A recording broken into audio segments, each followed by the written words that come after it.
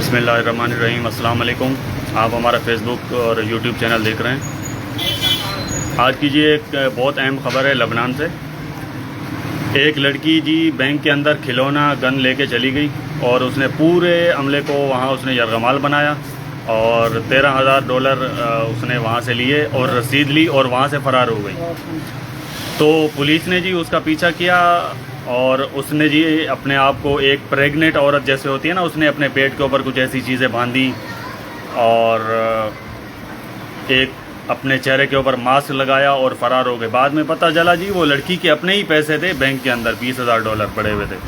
तो जी आजकल जो क्राइसिस चल रहा है लबनान के अंदर, फाइनेंशियल क्राइसिस जंग के बाद, तो जी वो लड़की के अपने ही पैसे थे तो उसने बस ये तरीका इख्तियार किया, लेकिन पैसे उसके अपने ही थे। तो ये जी खबर है लबनान से। क्या कुछ कहना चाहेंगे आप? बस तो ज़ाहिर सी बात है, मुल्क के हालात को मद्देनज़र रखते हुए उसने ये काम किया कि अगर खुदा खास्ता मज़ीद संगीन हालात हुए तो इससे बेहतर यही है कि अपने पैसे किसी ना किसी तरीके से निकाले जाए। अच्छा, बाद में ये भी पता चला जी कि वो बेचारी, उसकी एक सिस्टर भी थी जो कि कैंसर की मरीज़ा थी, तो उसने मजबूरी में ये काम किया। वो उसके अपने ही पैसे थे, वो उसको बैंक वाले उसको दे नहीं रहे थे, तो उसने मजबूरन ये हरबा उसने इस्तेमाल किया।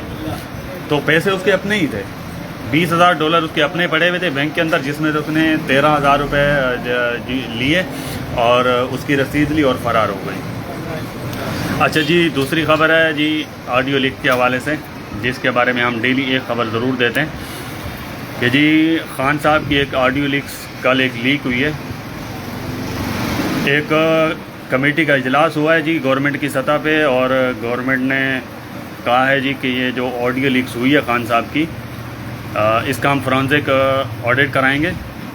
तो कहने का मतलब ये है जी कि एक ऑडियो लीक हुई है ना, और इनका तो पूरा पलंदा बाहर आया है, तो उसको कौन देखेगा? मतलब कहने का ये है कि हम छूते भी हैं तो हो जाते हैं बदनाम, वो कत्ल भी करते हैं तो चर्चा नहीं होता। ये मिसाल इसके ऊपर फिट आती है। आप क्या कहेंगे सर इस बारे में? डेफिनेटली बात तो यह है मेरे भाई कि अब देखें कि रोज़ बरोज़ इनकी लगातार आती जा रही हैं, उनमें से किसी की घबराने नहीं होती। अगर एक बंदे की एक आधा वीडियो आ भी गई है, कि अगर वो आ भी गई है तो उसका हो रहा है, और इनका क्यों नहीं हो रहा? जो लगातार कंटिन्यू आती जा रही हैं, रोज़ाना आ रही हैं, डेली बेसिस पे। अच्छा, ये अच्छा उनकी जो ऑडियो लीक हुई भी है उसमें ऐसी कोई ख़ास बात भी नहीं है। उसमें सिर्फ वो आज़म खान के साथ एक बात कर रहे हैं कि भाई ये जो लेटर आया है, बल्कि ये इन्होंने अपने पैरों पे मुझे ऐसा लग रहा है कि इन्होंने कुल्हाड़ी मार ली है। ये ऑडियो लीक करके इन्होंने उस चीज़ को साबित कर दिया है कि वो वाकई साइफर ऐसा कुछ था। अच्छा जी, एक और कबीना है शहबाज शरीफ साहब की कबीना की तादाद जी 74 हो गई है।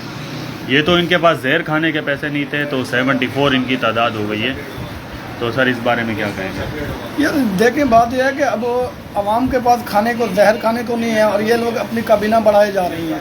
अब अमेरिका की काबीना देख लो, 22 बंदों पे वो सारी काबीना चलाते हैं।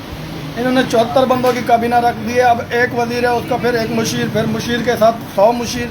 तो इस तरीके से क्या मुल्क तरक्की करेगा? क्या ये भाई, ये इनको नवाजने से बेहतर है अवाम को नवाजो जो आप लोगों को ऊपर लेके आने वाले हैं। इस तरीके से काम नहीं करो जिस तरीके से दोबारा इलेक्शन है कि आप लोगों को लोग मुँह ही नहीं लगाएं।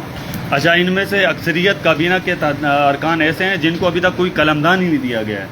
मुफ्त में वो मराहत भी ले रहे हैं, पेट्रोल भी ले रहे हैं, उनको नाकर चाकर भी दिए हुए हैं और सहूलतें उनको मुफ्त में दी जा रही हैं। अच्छा जी, एक और ख़बर है किसानों के हवाले से। किसानों का जी एहतजाज चल रहा है इस्लामाबाद के अंदर। मजाले किसी एक मीडिया हाउस ने भी उसको हेडलाइट किया हो, उसको दिखाया हो, उसको कवरेज दी हो। एक आध चैनल के अलावा मैं नहीं कह सकता कि किसी ने दिखाया उनको। तो सर इस बारे में आप कुछ कह दें। सर बात दरअसल ये है कि अब किसान सराप एहतजाज इसलिए है कि एक खाद की बोरी जो 2600 रुपये की थी, अब वो 5000 की मिल रही है, और DAP की बोरी जो पिछले को 4-5 हज़ार 6,000 रुपये की थी, अब वो 13,000 रुपये की मिल रही है, और वो मिल भी नहीं रही। और फसलें वो लाख रुपए के खर्चे करने के बाद, और वो गन्ने का रेट इन लोगों ने निकाला है 360 रुपये। तो ये सरासर ज़्यादती है। किसान की बात सुननी पड़ेगी। अब इनको बेहतर यही है कि किसान के साथ बैठें और उसके मामलात को सुने और उनके जो मसाइल हैं उनको सुनकर मसलों का हल निकालें। अच्छा, उन किसानों के अंदर अक्सरियत तादाद मेरे ख्याल में बुजुर्गवार की है, तो ये जी कि उन गवर्नमेंट का रवैया बिल्कुल ही ऐसा है कि अब मेरे पास अल्फाज नहीं है, बहुत ही कोई ढीठ किस्म की गवर्नमेंट है ये। बिल्कुल इनको किसी चीज़ की ना कोई परवाह है, कोई मरता है मर जावे, कोई कुछ भी करता रहे, मजाल है इनके कान पे जूं रिंग जाए।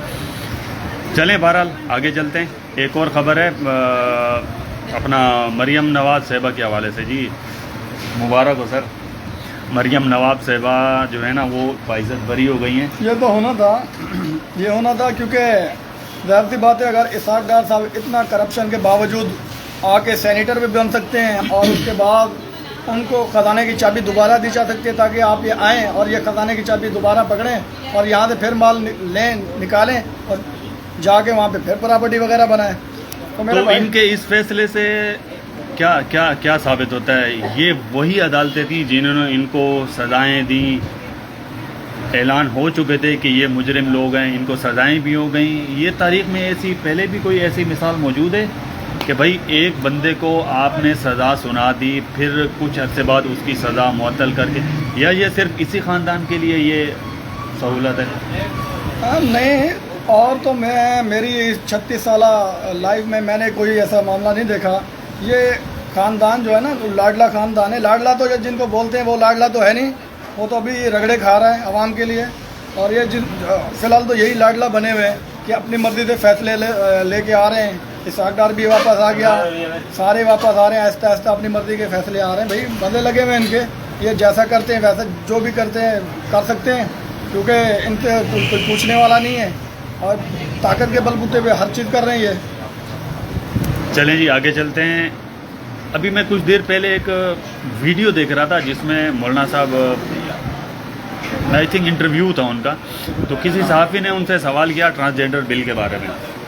तो जी मौलाना साहब ने एक लंबा कहका लगाया और फरमाया जी कि JUI को इस बिल के साथ मतलब कोई वो नहीं है और इस बिल को जी PTI को ज़रूरत है। तो उन्होंने एक बड़ा सा कहका भी लगाया और ये जवाब देकर वो वहाँ से चले गए। तो आप क्या कहते हैं यार, एक मौलाना साहब और ऐसा मौलाना जिसके पीछे बहुत बड़ी तादाद उसको फॉलो करती है। यार 5 लाख उलमा का ये इमाम बनता है, तो मेरी नज़र में इनके मुंह से ये लफ्ज़ अच्छे नहीं लगते। अब देखा जाए तो इन्हीं के मदरसों से रोज़ आए दिन ये मामला चलते हैं कि फ़लाँ मदरसे से ये मामला हो गया, यहाँ से ये हो गया, वहाँ से ये हो गया। तो मेरी नज़र में ये जो एक दूसरे पे तोहमतें लगाते हैं, इससे बेहतर है कि मौलाना साहब को चाहिए था इसके ख़िलाफ़ कोई बात करते, लेकिन वो तो ऐसे चुप हो गए जैसे वो खुश हैं इस मामला से, यानी कि वो इसको एग्री कर रहे हैं, यानी कि इनसे मंजूर होने के बाद ये बिल मंजूर हुआ है। सर जी तो जाहिर है 2017 में ये बिल पेश हुआ, ठीक है, और 2018 के शुरू में जब नवाज़ लीग की हुकूमत थी इसके ऊपर डिबेट हुई है और ख़ान हुकूमत में इसके ऊपर कोई काम नहीं हुआ। फिर उसके बाद जब इनकी दोबारा हुकूमत आई है तो ये बिल पास हो गया। यार हम तो इसकी पुरजोर मजम्मत करते हैं और ये नहीं होना चाहिए, जिससे मुल्क का मफाद और मुल्क को ना तारीखों में ये मामला लेके जा रहे हैं। पाकिस्तान को बस अल्लाह पाक अपनी मेहरबानी करे, बाकी जो मामला जो चल रहे हैं ये तो सही नहीं है। चलें जी, आप इजाज़त चाहते हैं आपसे, और आखिर में हमेशा की तरह हम दुआ करेंगे पाकिस्तान के लिए, अल्लाह ताला पाकिस्तान को सलामत रखे। आमीन सुम्मा आमीन। अल्लाह हाफ़िज़।